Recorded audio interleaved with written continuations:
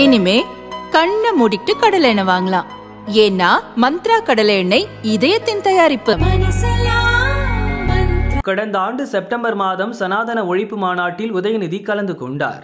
சனாதன தர்மம் சமூக நீதிக்கு எதிரானது. கொசு, டெங்கு காய்ச்சல், மலேரியா, கொரோனா இதையெல்லாம் நாம் எதிர்க்க முடியாது, ஒழிக்கத்தான் வேண்டும். அப்படித்தான் இந்த சனாதனம்.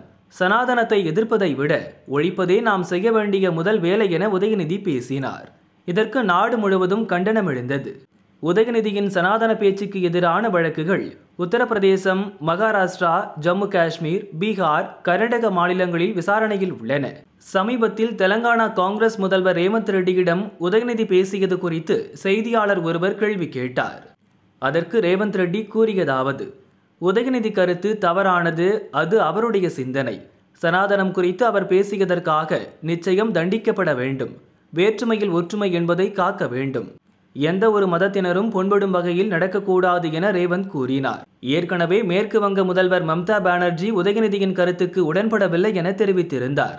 இப்போது தெலங்கானா காங்கிரஸ் முதல்வரும் உதயநிதி கருத்தை ஏற்கவில்லை. உதயநிதி பேச்சை சுட்டிக்காட்டி பாஜகவினரும் தேர்தல் பிரச்சாரத்தில் பேசி வருகின்றனர்.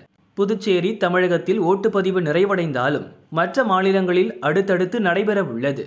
எனவே உதயநிதி பேச்சால் அதிருப்தியில் உள்ள இண்டி கூட்டணி கட்சிகளை சமாளிக்கவும் வடமாநில மக்களின் நம்பிக்கையை பெறவும் காங்கிரஸ் முயன்று வருகிறது.